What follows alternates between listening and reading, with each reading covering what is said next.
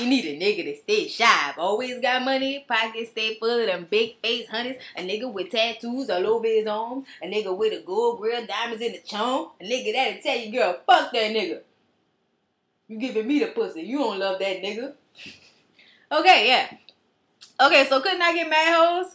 Like looking like a little stud, can I get mad hoes? No? Yes? Probably so. Alright. So, we on this True Blood shit, right? It's True Blood 56. Say hey to the people, Barack. Some ratchet ass werewolf is dragging LC's ass, and then all these other werewolves jump out of fucking coffin holes or whatever like that. And then as this is happening, Bill and Eric jump into action to fuck over some werewolves, and then all of a sudden a more healthier than we thought Russell Etchington tries to jump on Sookie, but with microwave hands, she lights that ass across the room. And he's all, you know, still weak and shit, so that took a lot out of him, so he got to take a breath. Eric is fucking up some werewolves that turn into some naked motherfuckers as soon as this happens, and he's about to kill Russell, but then Bill comes and says, look, I know you want to kill this fool, but you cannot decide for me. I know you've been alive for a long time. You old as fuck. You may want to die, but I don't. So please chill. So as this is happening, the fucking authority members walk in. And why is the authority member that walks in the black dude, right? I forget his name. Whatever. The one that played in 300. Yeah, I know. I know who he is. I just don't know his name. Okay? Why did he have a beret on? What's up with the beret? Like, are we about to, like, do poetry? Like, what is going on? When you came in, the air went out. And every shadow filled up with doubt.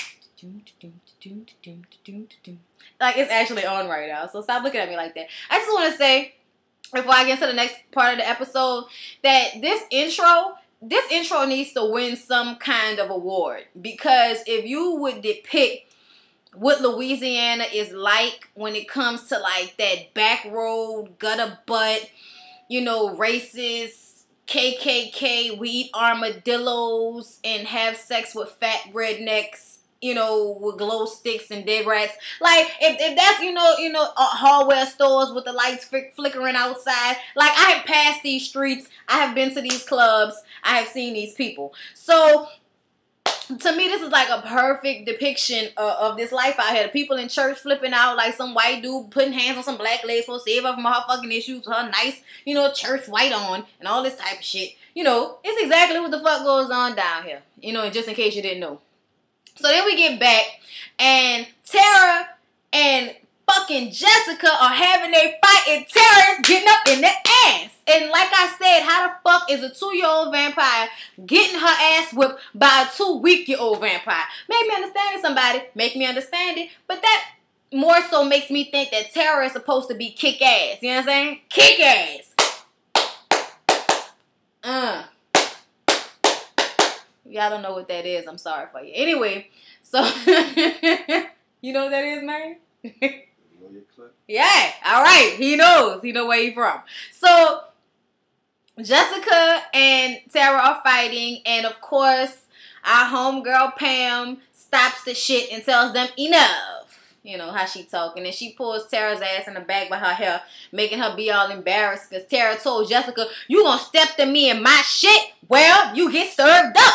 And Pam was like, "Bitch, this ain't your shit. You an employee. You work for me. I'm proud of you like a human is proud of a dog." And I don't know what the fuck she's talking about, because I be very proud of my dog. So Tara should feel good about that. If he does something right, I am extremely proud. I can cry half the time. So the fact that Tara was getting up in that ass to be so young, Pam stopped fronting, you was turned on and proud all at the same time with that fire-ass leather dress on that I want oh so badly. So, yeah, this whole little, you know, scene between them two, like, I want Tara to get that it's tough love. I hope she don't, you know, feel like fuck Pam, because I think Pam really feel like she's trying to raise her to be a good vampire. Like, don't be so hung up off yourself. Stop fucking fighting and trying to eat people in public. Get your life. So then we get to Terry and Patrick, fire demon name, what is it, Drita or something like that? A Dreet. or something like that. It's a fire demon, motherfucker. The fire come out and people smoking in the eyes and hands and shit. And it's all very, very scary. And it killed Yella. And it busts out there running after Terry and Patrick. But Terry is like, you stupid motherfucker, I told you. And he was like, Sergeant. He's like, I'm not your fucking sergeant. And I'm like, about fucking time, Terry. About time, Terry. I've been waiting on you to cop on this dude. Like, he been aggravating me ever since, like, his what was this, the second or third episode he been aggravating my nerves? So, Terry, it was about time, and I needed you to go off on this fool. Because the entire episode, he's just so in disbelief. It's like, okay, how many people have to die in a fire for you to believe that y'all are cursed? I mean, y'all did viciously murder an entire family. Karma. Call it karma. We get back to Eric and Bill and the black dude with the beret on. And, you know, they done tied your boy Franklin up, you know, whatever this motherfucker's name is. They done tied him up, big bad 3,000-year-old vampire. And they're going to take him back to meet with Roman so Roman can dig in that ass. But they have to deal with the mishap of humans. Alcide has walked in ass naked. Not ass naked. He had on jeans. But Lord have mercy if I see him on the street. And Sookie is standing there, and we're all, you know, they're like basically saying that they were humans that were carjacked, and they came here, but we can just glamour them. They tried to make it seem like, you know, they were just some random ass humans that they used in some kind of way to get to where Russell was. Why did I say Franklin? Y'all know I meant Russell. Look, whatever. So, Bill says, we're going to glamour them. Don't worry about it. They won't remember. And he also informed them about the other humans that were being harvested and Alcide's worker who led them there. So they leave Bill and Eric to glamour them. Eric is down bad, but I kind of like this scene because it let us know that he still loves Sookie. He still loves Sookie because he said you will protect Sookie at all times. And you will stay away from her relationship-wise. She disgusts you, actually. And the dude's face was like, burr? Like, he had that, you know, confused dog look on his face. Like, nigga, I definitely want to fuck this girl. I'm so not disgusted by her. But anyway, he's glamored. Bill makes it seem like he's going to glamour, Sookie. And he's, like, looking to her eyes and saying, it'll be as if we never met before, and you will go on living your life in the sun with other people like you, human. And Sookie is like tearing up and shit. It's like, bitch, did you not know this? Did you not know that this is what was gonna happen? Sam and Luna made it, y'all. Thank God. Did you think they was gonna die? I thought Luna was definitely dead out there. I thought that shot to the stomach had done it for Luna. I thought it was over for her. But no, they're at the hospital, both talking, both alive, thank God. So they're being rushed into emergency, and Sam is, you know, trying to go hard to get to Luna. Luna! And she's screaming, Emma! And it's like, oh my God, y'all. Y'all at the fucking hospital. Would y'all just worry about the fact that y'all almost died right now? Calm down.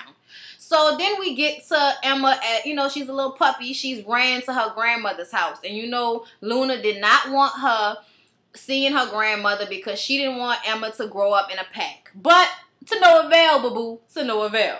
So then we get back to Fantasia, and Jessica is sitting there looking like a lost little fucking puppy because she just got her ass handed to her by Tara. On top of the fact that she just saw her ex-boyfriend looking like a fucking coked out fang banger. Like, what does he have on? He has on like a purple shirtless shirt, which I like, but not with the red tie and whatever this grunge shit he has on under with the black eyeliner, black fingernail polish. Like, give me a fucking break. Like, you are just screaming, I suck dick for chicks. Like, I don't know. I don't know how I feel about it. It grosses me out a little bit. But he, you know, is sitting there. He comes and sitting next to Jessica all smug and shit. And he's like, I figured something out today. You still love me. Yeah. And she's like, dude, we're over. I don't want you. Like, she's just like, get your life. You know what I mean? Like, get your life. And he's like, look, it doesn't matter what you do. You can do any foul, nasty, fucked up thing you want to do to me and then glamour me after it, just as long as you're doing it with me. And it was like, dude. Oh, my God. Dried up just then. If it ever was a chance of it, dried up just in that moment. You can blow through that shit. Whistle. Okay? That is not the best way to get your ex-girlfriend to want you, being a pitiful little fucking addict for her V. No. And I don't mean her vagina. She says that this is not him, and it grossed her out, and she runs off, and he's stuck looking like a little, you know, a little fucked up puppy. Like, I really hope he get his life. I really do. So then we see Sookie and Elsie driving back to Bonton, and she's crying in a car. And I don't know why she's crying, but he, you know, doesn't remember anything, and she's just, you know, crying in the car. Like, that's what's going on. So the authority. And they put Bill and Eric in the back of the truck, and that black dude goes back to on a bus where they done got all of these humans. And the human that led them there was like, look, glamour me, let me the fuck go. I don't want to know. I don't want to be here. I don't need nothing. Please just let me go. All them other people is in there fucking complaining and shit, talking about, are we going to get compensated for this shit? So the black dude just was like, everybody's going to be fine. And then he ate them. He ate them, each and every one of them. I mean, splat, splat, splat, splat, splat, splat. Splat. It was everybody. Everybody was dead. Everybody was gone. Everybody was food.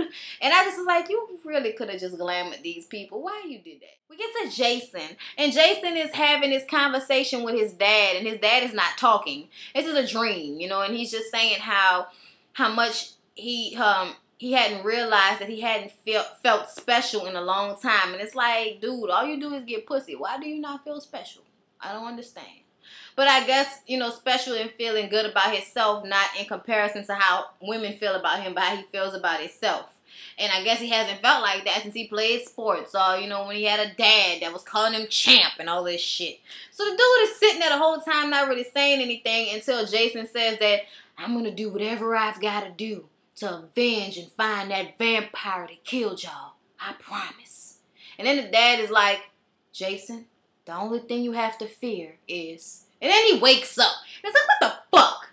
What the fuck? Can we have one answered question out of this entire fucking season? Can we have one answered question? You keep all these cliffhangers. I don't know what to do. Okay? I don't know.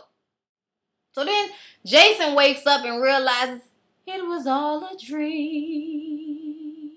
I'll see laying naked in Sookie's bed, and he goes downstairs, and Sookie is straight on some gangster shit. And I told y'all that Sookie was gonna eventually get to the point where she don't give a fuck no more. It's the realization of the life that I'm living. So, you know, she starts to notice that he doesn't remember anything because he's asking her all these questions because he's starting to get flashbacks of them about to have sex when they were really drunk. And he asked her, did they, you know, Sook, did we, And she was like, nah, a whole bunch of other shit happened. And she went to touch his hand, I guess, to see what he remembered. And he, like, pulled back. And she was like, oh, wait, were you just repulsed by me? Oh. I think she said recoil, but it's all the same thing. So anyway, so she said, give me your hand. So she gives him all his memories back, basically. And he's like, motherfuckers. They kept Russell alive knowing just so they could use him whenever they needed to. They kept this motherfucker alive? Really? What the fuck? He's pissed. He's beyond pissed. And he's even more pissed now that he's found out that it was some werewolves from his pack. From the pack that he said he didn't want. So he storms out and leaves her there. And she's like, yeah, I'ma just, you know, have a fucking coma. Go into a coma right now. So you're gonna leave me and shit like you don't give a fuck now that you done find out what the fuck happened and all this stuff. Fuck you too, LC. Bye. Why does Sookie always got flowers on every fucking thing? What's up with that? Why it looked like he was about to nut when she was giving him his memories back? Like, what was up with that? So then Sam busts in Luna's hospital room, and the nurse is trying to get him to get out, but he's like, bitch, get the fuck out of my face. I'm not going anywhere. Get my IV and let me sit the fuck down. So he basically tells her that that Emma got away. He's gonna do whatever he gotta do. And, you know, just basically letting her know that he down for her. And as they're having this conversation, Emma runs in with her grandmother, which we all know Marcus's mom, Marjorie, whatever fuck her name is. Luna didn't want Emma to be a part of their family. She didn't want the grandmother in Emma's life at all. So when she shows up with it, she's like, look, I just want to be in my son's daughter's life. There's a piece of my boy and that girl. You're her mother. You gave birth to her. But I don't want to lose them both. Now all I can think about is this bitch face look like, if her face look like this, her vagina must look horrible. Think about it. That's all I can think about. I don't understand. Her hair was banging though. Her hair was good. So Luna was like, you know, she asked Sam for his advice, and he was like, I'm not getting in this shit after you chewed me out and was like, fuck me, because I told you that, you know, that the little girl needed her grandmother. So he was like, I'm staying out of this shit. So Luna tells the grandmother that, you know, it's some shifters, so I need you to, you know, some shifter killers out this motherfucker. So I need you to hold down the fort with Emma until we figure out who is trying to kill shifters. And who the fuck is trying to kill shifters? Like, who knows that they're shifters? How do you know? And why are you putting on black-ass Obama mask to do it? Vote 2012 presidential election. Vote. Your vote does count. We get back to Patrick and Terry. And Terry runs out of the fucking car and is running away from Patrick because he is freaking out over the fact that this motherfucker, he was like, you know, you an asshole. Because he chases him down or whatever and knocks him to the ground. And I'm like, oh my God, Patrick, could you die? Like, I really want you to die. Like, your character is making me upset. So, you know, Terry is like, you stupid son of a bitch, you're gonna die too. And if you don't realize that we're cursed because you ordered me to do something that I didn't want to do, that I shouldn't have done, that I knew was wrong, but I was following your fucked up instructions, we're all dead, man, and you're gonna be dead too. You're gonna die. I'll see you back at the car.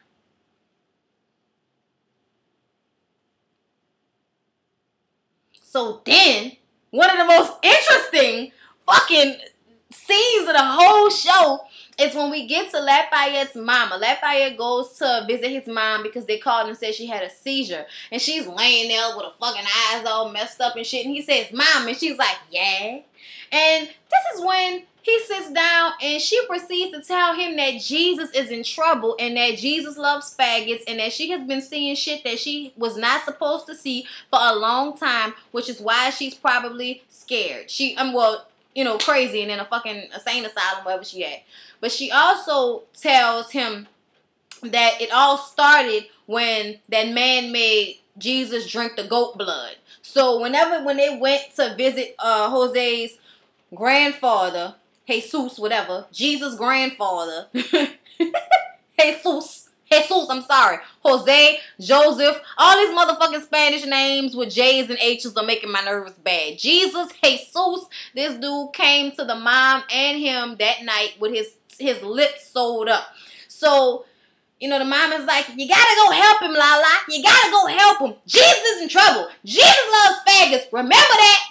Remember that. So then we didn't know, they never said it, but I kind of figured out as soon as we figured out that he had power, that his mama had power too. And that's probably, you know, why she's crazy, because she's been seeing and hearing shit she hasn't supposed to be, you know, hearing and seeing her whole life. So I can understand.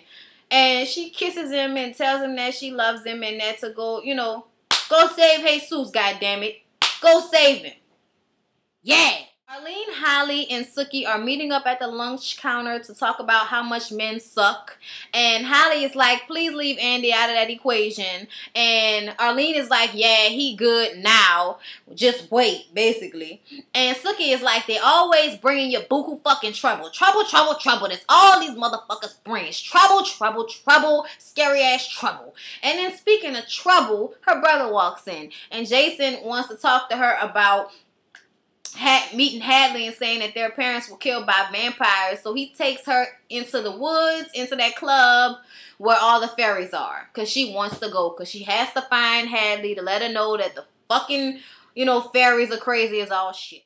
Andy is having a conversation with Sam at the hospital, and he's telling him, look, I'm a shifter, I have better senses than you do, I can help you find these dudes, and if you don't let me help you find these dudes, I'm gonna fucking do it on my own, so you might as well just go ahead and let me help you, Andy, because you're a fucking human and you don't know what you're doing. And Andy's like, well, alright, shit.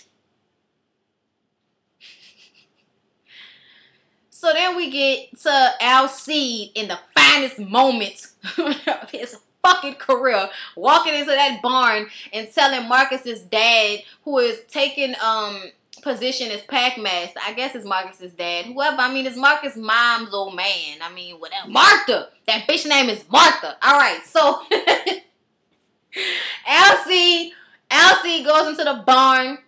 And I forgot the dude's name, but it's that old dude that, you know, was like trying to chess up to him. He's now Packmaster over that pack since Alcee didn't want to be Packmaster. So he's like, you know, first of all, oh, that must be nice, you cheating on Martha and shit. And he was like, we have an arrangement. I'm going to kick your ass. And Alcee is like, fuck you. I'm not letting you lead this pack down the drain, but you want to be having them sucking on vamp blood and shit. He was like, I know about you. I know you on that vamp blood, bitch. I know about you, and I'm going to fight your fucking ass. And the dude was like, you need a second. You need a second. Who's going to be your second? Unless you don't want to follow the rules. You're too good for the rules. And he's like, all right, fine. So the chick, the sexy ass chick that's been sitting on the side the whole time, you know, she's been in the past few episodes, that look hot ass chick right there, said, I'll be a second. So she stepped up. Because obviously that one side of the pack is on this dude's side and the other side is on Alcee's side, because they're not cool with that whole vamp blood drinking shit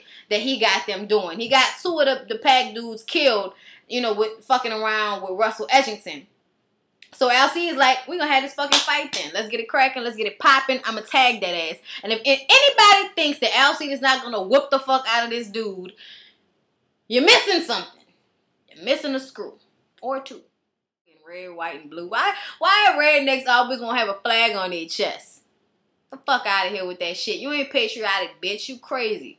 So they're having the authority is having a celebratory drink to Mr. Compton and Mr. Northman, bringing Russell Edgington to justice. Okay. So Corrina gets her ass up and takes the knives out of their chest and shit. Now, Corrina has been showing up a lot lately. And is it just me, or do you feel like the plot is about to thicken? I'm just saying.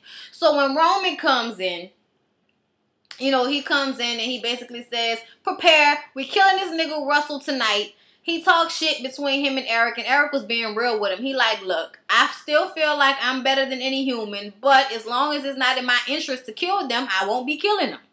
He was being real about it. What more can you ask for? Bill, on the other hand, is shucking and jiving like a coon, but he don't give a fuck. He about self-preservation, which I totally agree with. Do what you gotta do, Bill. They ain't gotta know if you really don't believe that bullshit. Cover your back. Anyway, so Eric asked to speak to Nora. He was like, she's my sister.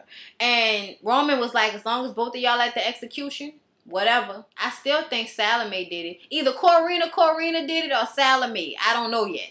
I don't know who dug up Russell Edgington's ass. I don't know.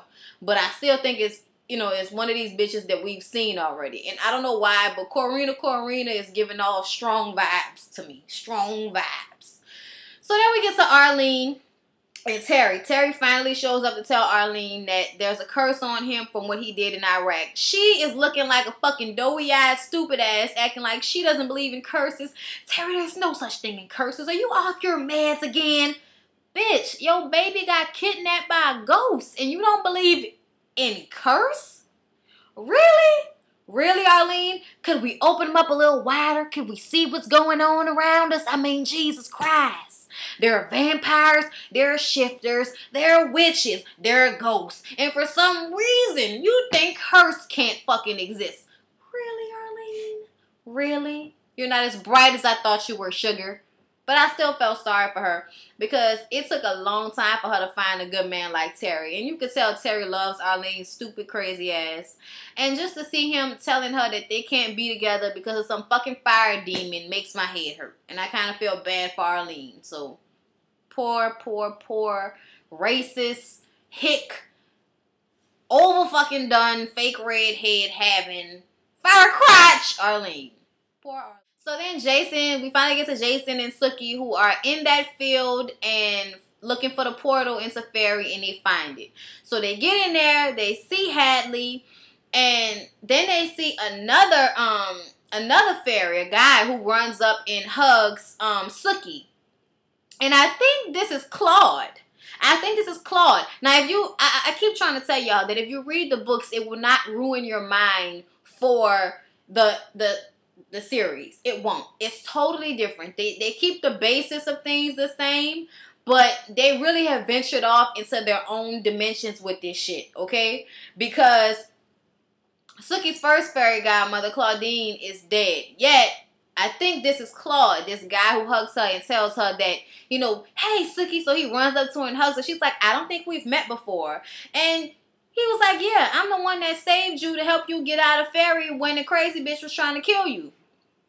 And she was like, but you look so different. She was like, well, you know, he was explaining how they shift to whatever circumstances they're in. When they're in fairy, they can look however they look. But, you know, when they're in, I guess, the real world, well, not the real world, but when they're in our world, they are beautiful. I don't know how he was explaining that shit, but basically saying that it changes based on whatever the situation is. So then we get to Andy, and Andy is investigating, you know, the killing of the shifters, and he goes into that store where that old crazy guy sells shit for them to kill vampires with, and he's questioning him about the wooden bullets. And then Sam walks in. And when Sam walks in, the guy kind of gets nervous and shit. And, you know, Sam is smelling it on him. So, you know, Andy asked him to see those bullets. So when he goes down to get the bullets, Sam can already smell that this motherfucker is about to try to go into survival mode. So Sam popped him with an arrow and killed him. And, you know, Andy's all like, shit, you saved my life. He was like, you're welcome, motherfucker. I told you couldn't do this without me. Psh.